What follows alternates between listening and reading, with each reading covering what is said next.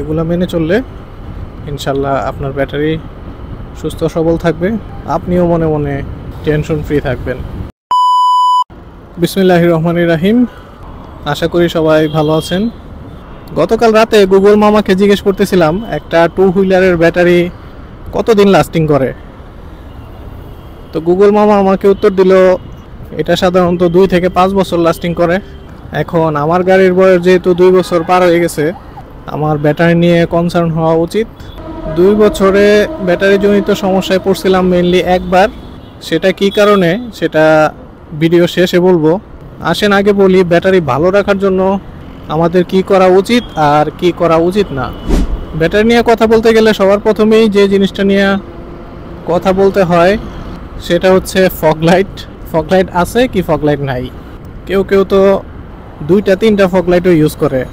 এখন কেউ 2টা ফগ লাইট ইউজ করার পরেও তার ব্যাটারির সাথে সাথে বসে যাচ্ছে না, আবার কেউ একটা ফগ লাইট ইউজ করার পরেও তার ব্যাটারি বসে যাচ্ছে। তো নিশ্চয়ই কোনো কারণ অথবা ব্যবহারে অসতর্কতা তো আছেই। নর্মালি 40 ওয়াটের একটা ফগ লাইটের কথা যদি চিন্তা করি, এটা ব্যাটারির উপরে খুব একটা বেশি প্রেশার ফালায় না যদি আপনি ফগ লাইটের ব্যবহারটা ঠিকমতো করতে পারেন। উনি কি এক্সস্টটা আলগা লাগাইছে? এটা কোন স্কুটার? একটু টান দিয়ে দেখি কোনটা স্কুটার। এটা স্পিডার। স্পিডার মজা 125। আচ্ছা, এই স্কুটারটা খুব বেশি দেখি নাই আমি রাস্তায়, এই কারণে আইডিয়া নাই। তবে ওনার পিছনের চাকায় হাওয়া কম আছে, এটা হচ্ছে কথা। আচ্ছা, যাই হোক, যে কথায় ছিলাম, ফগ লাইট যদি থাকে ফগ লাইট ব্যবহারে সতর্ক হইতে হবে। কোনো অবস্থাতেই ইঞ্জিন স্টার্ট না দিয়ে ফগ লাইট জ্বালায় রাখা যাবে না। ধরেন আপনি জ্যামের মধ্যে বসে আছেন, অথবা খুব আলোযুক্ত পরিবেশে আছেন, অথবা দিনের বেলায় ফগ লাইট জ্বালায় রাখলে আপনার ব্যাটারির উপরে প্রেশার পড়বে। এর জন্য গাড়ি বন্ধ করার আগে ফগ লাইটের সুইচটা বন্ধ করে নেবেন। আর না হলে কী হবে, আপনি যখন গাড়ির সুইচটা অন করবেন সাথে সাথে আপনার যত সুইচ আছে সবগুলোতেই আলো জ্বলবে। এখন ফগ লাইট যেহেতু আপনার ব্যাটারি থেকে এক্সট্রা পাওয়ার নিয়ে চলে, যেটা নর্মালি থাকার কথা না, এবং ব্যাটারিটা তখন চার্জও হয় না, ফলে কি হয়, প্রেশারটা ব্যাটারির উপর গিয়ে পড়ে। ইঞ্জিন চালু থাকা অবস্থায় যদি ফগ লাইটটা চালু থাকে তাহলে ব্যাটারিটা একদিকে রিচার্জ হতে থাকে, আবার ফগ লাইটের জন্য এক্সট্রা পাওয়ারটাও সে ডেলিভারি করতে পারে। বাট ইঞ্জিন বন্ধ অবস্থায় কখনোই ফগ লাইট জ্বালায় রাখা উচিত না। তবুও এটা যেহেতু মনের ভুলেই হয় বেশিরভাগ সময়, এই জিনিসটার দিকে খেয়াল রাখতে হবে যে আমার ফগ লাইটের সুইচটা অফ কিনা। দ্বিতীয় যে কথাটা ব্যাটারির সাথে রিলেটেড সেটা হচ্ছে অনেকেই জিপিএস ট্র্যাকার ইউজ করেন। তো জিপিএস ট্র্যাকারগুলো বর্তমানে যদিও বলে যে তারা আলাদা ব্যাটারি ইউজ করে, গাড়ির ব্যাটারি থেকে সে পাওয়ার নেয় না, এইসব হ্যানত্যান কথাবার্তা যাই বলুক, জিপিএস ট্র্যাকারের সাথে যে ব্যাটারিটা থাকে এটা আসলে দীর্ঘক্ষণ সাপোর্ট দেয় না। এখন ধরেন যার 2টা গাড়ি, কারো একটা বাইক আছে আবার স্কুটারও আছে, অথবা যার 2টা স্কুটার অথবা 2টা বাইক আছে, 2টাতেই যদি জিপিএস ট্র্যাকার লাগানো থাকে, এখন কেউ যদি ট্যুরে যায় বা 1-2 দিন গাড়ি ব্যবহার না করে, তাহলে কিন্তু জিপিএস ট্র্যাকারের সাথে যে ব্যাটারিটা থাকে ওইটা জিপিএস ট্র্যাকারকে সাপোর্ট দেওয়ার জন্য যথেষ্ট না। তখন কি হয়, অ্যাকচুয়ালি ব্যাটারি থেকেই সে পাওয়ারটা নেয় এবং ব্যাটারি খুব তাড়াতাড়ি ড্যামেজ করে। এই জন্য যদি গাড়িতে জিপিএস ট্র্যাকার থাকে তাহলে অবশ্যই জিপিএস ট্র্যাকার ব্যবহারে সতর্ক হন। দরকার হইলে যে কোম্পানির জিপিএস ট্র্যাকার লাগাইছেন তাদের সাথে কথা বলে দেখেন যে তাদের ব্যাটারি ব্যাকআপ কতটুকু দেয়, এবং যদি আপনি লং ট্যুরে যান অথবা অনেক সময় দীর্ঘক্ষণ গাড়িটা না চালানো হয় সেক্ষেত্রে কী ব্যবস্থা নেওয়া যেতে পারে, ওরা অবশ্যই আপনাকে হেল্প করবে। জিপিএস ট্র্যাকার আমাদের সেফটির জন্য যেহেতু আমরা ব্যবহার করি, তো আমরা চাই না যে আমাদের গাড়ির কোনো ক্ষতি হোক।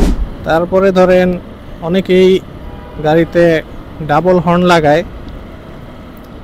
এখন কথা হচ্ছে, হর্ন দেখতে জিনিসটা ছোট, মনে হয় যে ব্যাটারির উপরে এটা আর কি প্রভাব ফেলবে, আর আমরা ইউজও তো করি কম, পিপ পিপ 2বার ইউজ করলাম, এটা ব্যাটারির উপরে কি আর প্রভাব ফেলবে। কিন্তু বিশ্বাস করেন এই অল্প সময়ের জন্য হইলেও ব্যাটারি তো আগে থেকে এই জায়গায় পাওয়ার সাপ্লাই দেওয়ার জন্য প্রিপেয়ার্ড না। ধরেন ব্যাটারির যে ইসিইউ আছে ও তো জানে যে কোন জায়গায় কতটুক পাওয়ার সাপ্লাই তার দিতে হবে। এখন আপনি যে ডাবল ব্যাটারি লাগায় রাখছেন, ইসিউ তো ওই খবর জানে না। এই যে ফগ লাইট, ডাবল হর্ন, এগুলা ব্যবহার করলে অবশ্যই রিলে সহকারে ব্যবহার করবেন। এখন রিলে জিনিসটা হচ্ছে এটা ভোল্টেজকে প্রপাগেশন করে আর কি, মানে যতটুকু ভোল্টেজ ব্যাটারি দিতে পারবে এর বেশি পাওয়ার সে ব্যাটারি থেকে টেনে নিতে পারবে না।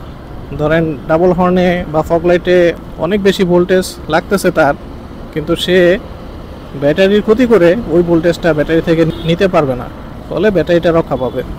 আবার ধরেন অনেকের হেডলাইট সুইচ অফ অন করার সিস্টেম থাকে, তো আপনি যদি হেডলাইট জ্বালায়ে তারপর বাইক স্টার্ট দিতে যান, সব লাইট সিস্টেম অন থাকার কারণে বাইক স্টার্ট দিতে যে এক্সট্রা পরিমাণ প্রেশারটা ব্যাটারির পরে, এতেও ব্যাটারির ক্ষতি হতে পারে। তো যদি এরকম সিস্টেম থাকে যে হেডলাইট অফ করার সিস্টেম আছে, তাহলে অবশ্যই হেডলাইটগুলো অফ করে তারপরে গাড়ি স্টার্ট দিবেন। অবশ্য আধুনিক প্রযুক্তির যে হেডলাইটগুলো এখন ইউজ করা হয়, এগুলা খুব অল্প পরিমাণ ভোল্টেজ টানে ব্যাটারি থেকে, তো এগুলা যেগুলো অলওয়েজ অন হেডলাইট থাকে, সেগুলো অলওয়েজ অন থাকলেও ব্যাটারির উপরে খুব বেশি ইফেক্ট পড়ে না। তবে যদি বন্ধ করার সিস্টেম থাকে, সাজেশন থাকবে যে হেডলাইটের সুইচটা অফ করে তারপরে গাড়ি সকালবেলা স্টার্ট দেওয়ার জন্য। আরেকটা কথা, সকালবেলা স্টার্টের কথাতে যেহেতু বললামই, যাদের স্কুটারে হচ্ছে আপনার কিক স্টার্টের অপশন আছে, তারা চেষ্টা করবেন যে সকালবেলা গাড়িটা কিক স্টার্ট দিয়ে অন করে কিছুটা সময় আইডেল ফেলে রাখতে। ফলে কি হবে, আপনার ব্যাটারির স্বাস্থ্যটা ভালো থাকবে। আমি স্কুটার কেনার প্রায় 1 বছর কিক স্টার্ট দিতামই না। আমি আসলে মনে করতাম যে স্টার্ট একটা দিলেই তো হইলো, কিক স্টার্টে তো কষ্ট করে দেওয়ার দরকারটা কি। বাট যখন থেকে এর উপকারের বিষয়টা জানতে পারলাম, তখন থেকে আমি প্রত্যেক দিন সকালবেলা কিক স্টার্ট দেই। তো যাদের গাড়িতে কিক স্টার্ট দেওয়ার অপশন আছে, সকালবেলা অন্ততপক্ষে একবার কিক স্টার্ট দিয়ে গাড়িটা স্টার্ট করবেন, ব্যাটারির উপরে প্রেশারটা একটু কম পড়বে। গাড়ির ঘড়ি, মিটার, এগুলো কিন্তু ব্যাটারি থেকে পাওয়ার নাই। তো আপনি বাইক অফ করে ফেলে রাখলেন, আবার অনেকক্ষণ পরে অন করলেও দেখা যাবে যে গাড়ির ঘড়ি আপনাকে সঠিক টাইমটাই দেখাচ্ছে। তো যেহেতু এগুলা ব্যাটারি থেকেই পাওয়ার নাই, গাইডলাইনেও বলা আছে যদি আপনি দীর্ঘদিন গাড়ি না চালান, ধরেন 1 মাস যদি আপনি গাড়ি না চালান, সেক্ষেত্রে গাইডলাইনে বলা আছে ব্যাটারিটা গাড়ি থেকে খুলে রাখতে। সেক্ষেত্রে ব্যাটারিটা ড্যামেজ হওয়ার পসিবিলিটি থাকে। তো আপনি যদি খুব বড় সময়ের জন্য গাড়ি চালাবেন না ঠিক করেন, তাহলে অবশ্যই গাড়ির ব্যাটারিটা খুলে রাখবেন, তাহলে ব্যাটারিটা বসে যাওয়ার চান্স থাকবে না। তো এই ছিল ব্যাটারি ভালো রাখার টুকটাক টিপস। এখন আসেন আমার গল্পটা বলি। নর্মালি তো আগে প্রতি সার্ভিসেই ব্যাটারিটা চেক করাইতাম। একবার কি হলো, সিলেট ট্যুরে গিয়ে স্কুটার প্রচণ্ড বৃষ্টিতে ভিজতে এসে আসলে 2-3 দিন, একবারে নিচে যেরকম হাঁটু সমান পানি, উপরে তো একবারে ঝুম বৃষ্টি। এরকম বৃষ্টি ভিজে টিচে এসে সিলেট থেকে গাড়িটা রেখে প্রায় 1 সপ্তাহের মতো আবার কক্সবাজারে চলে গেছিলাম। তো এই বৃষ্টি ভেজা অবস্থায় এসে আসলে বাইকটাকে ওইভাবে সার্ভিসিংও করাইতে পারি নাই, বৃষ্টির দিন ছিল, আর 1 সপ্তাহের উপরে গাড়িটা চালানোও হয় নাই। তো এসে যখন গাড়িটা স্টার্ট দিচ্ছিলাম, তো গাড়িটা স্টার্ট নিচ্ছিল না, সেলফ কিক কোনোটাই আসলে ঠিক মতো কাজ করতেছিল না, কোনোভাবেই স্টার্ট করতে পারতেছিলাম না, বা স্টার্ট হইলেও বন্ধ হয়ে যাচ্ছিল। বুঝলাম যে ব্যাটারি গেছে। তো যাই হোক, কোনো মতে চালায় কয়েকবার বন্ধ টন্ধ হওয়ার পরেও রাস্তায় ঠেলে ঠুলে নিয়ে এটারে গ্যারেজে নিয়ে গেছিলাম। তো গ্যারেজে নিয়ে এটাকে চার্জ দেওয়ার পরে আবার ঠিক হয়ে গেছিল। এখন একটা ব্যাটারি, আমাদের তো 12 ভোল্টের ড্রাইসেল ব্যাটারি, এই ড্রাইসেল ব্যাটারিগুলা যদি দেখেন যে 2-3 বার বসে গেছে, তাহলে আসলে চার্জ দিয়েও খুব একটা লাভ হয় না, তখন চেঞ্জ করে নতুন আরেকটা নিয়ে নেওয়াটাই বেটার। তো আমারটা এখন পর্যন্ত আলহামদুলিল্লাহ ভালো আছে, তবে এটা 5 বছর যাবে না, এটা আমি খুব ভালো মতোই বুঝতেছি। এবার আসেন, আপনার গাড়ির ব্যাটারি খারাপ হয়েছে কিনা সেটা বুঝবেন কিভাবে। ইউজুয়ালি যাদের ব্যাটারির ভোল্টেজ দেখা যায়, যেমন আমারটা এখন 14.5 শো করতেছে, গাড়ির ভোল্টেজটা ইঞ্জিন চালু অবস্থায় 12 থেকে 16-এর মধ্যেই থাকবে, অনেক সময় 12-এর নিচেও নেমে যেতে পারে। সেটা যদি আপনি দীর্ঘক্ষণ গাড়ির ইঞ্জিন বন্ধ করে গাড়ি অন রাখেন, তখন ভোল্টেজ কমবে, বা স্টার্ট দেওয়ার সময়ও ভোল্টেজের একটা তফাৎ হয়। কিন্তু নর্মালি গাড়ি স্টার্ট অবস্থায় এটা 12 থেকে 16-এর ভিতরেই থাকবে। আপনি ফগ লাইট জ্বালান আর হর্ন বাজান যেটাই হোক, এটা যদি 12 থেকে 16-এর মধ্যে থাকে তাহলে বোঝা যাবে যে আপনার ব্যাটারির হেলথটা ভালো আছে। যদি এর চেয়ে কম অথবা বেশি হয় তাহলে অবশ্যই সার্ভিস সেন্টারে যোগাযোগ করে এটা ঠিক করে নেবেন। আবার যদি ব্যাটারি বেশি খারাপ হয়, অনেক সময় দেখা যায় যে ইলেকট্রিক্যাল ফাংশনগুলো ঠিকমতো কাজ করে না, যেমন ডিসপ্লে আসে না, গাড়ি সকালবেলা স্টার্ট নিতে চায় না, অথবা যে কোনো সময় যখন ব্যাটারি বসে যাবে তখন গাড়ি স্টার্ট নিতে চাইবে না।